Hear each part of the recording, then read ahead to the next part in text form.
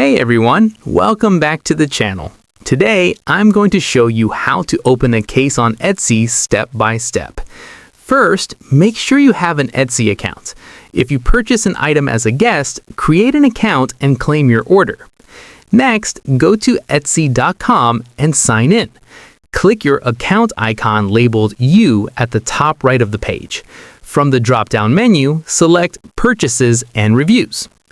Find the order you have an issue with and click Help with Order.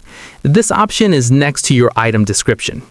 Scroll to the bottom of the page and select Open a Case. Choose Yes, I want to open a case. Then select the reason for opening the case and click Next.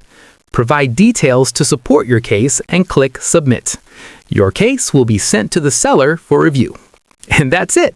You have successfully opened a case on Etsy. If this guide helped you, like the video, subscribe to the channel, and comment below with what you want to learn next.